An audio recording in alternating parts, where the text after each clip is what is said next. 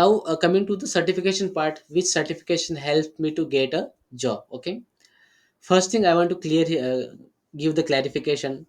Just doing the certification, that doesn't mean you will get the 100% job. I already covered this in my previous video. Just doing the certification will never get chance to guarantee to get the jobs. Why? Because as I said earlier, you should have a good command over the communication skill and your technical skills. Okay, these are the two main factors, as I said.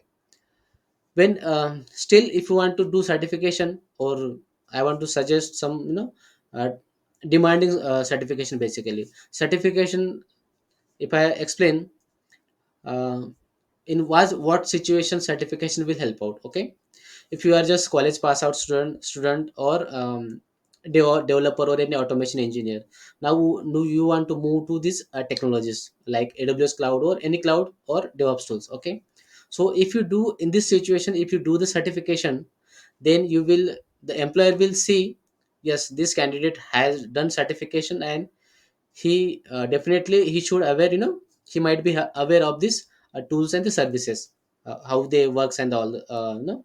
They will judge you on based on your certification. In that situation, certification will definitely help out you to get the jobs. Okay, still, again, I want to say, you should have a good command over the communication skill and the technical skills. Okay, so for the AWS side, I would, if you are looking for the administrator side, like the DevOps or admin part, so I would suggest for the AWS Certified Solution Architect Associate.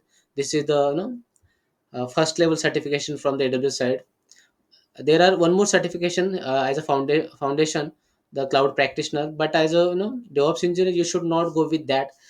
Who can go with that practitioner? So the marketing team or the BA basically, and the manager, if they just want to aware of the how the cloud works, which services, they can go with the practitioner. But if you're looking for the higher one, then you should definitely go with the associate level exam. Okay, then the second certification will be professional level. Okay, then the exam details, definitely there are, for the AWS side, there are online and offline options to select the exam. Cost $150. Okay, then number of questions around 65 questions over there. Exam duration 130 minutes. It's approx 2 hours, 2 hours 10 minutes. Okay, score, passing score ideally they never disclose as a train from the their center. But it's according to the survey and some history, basically records, it's around 70 to 75% we need to get the marks to clear the certification. Okay, retake, there is no retake options are there. Okay, certificate validity 3 years. Then if you look at the another demanding certification, that is, we definitely click in the mind, with the symbols, that is Kubernetes certification, certified Kubernetes administrator. Okay, mode of exam obviously online. Okay, cost is a bit high, as a for the Kubernetes administrator, $395. Okay, then number of questions approx 17 questions, exam duration 2 hours, then passing score 65 to 66%. Okay, minimum. They here they will give the chance to retake the exam if you just fail in the examination. You can take one, they give the one retake options over there. Okay, certificate validity 3 years. Okay, I would suggest for the Kubernetes administrator, there is a offer, there will be offer every year.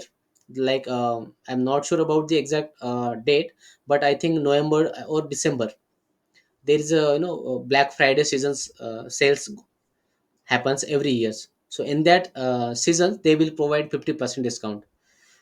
Okay, so if you are planning to do certification for the Kubernetes, then just look out the November or December months, or you can just go the Linux Foundation websites and subscribe to yourself to get the notification when the this Black Friday event happen. Okay, they will provide around 45 to 50% discount in that season.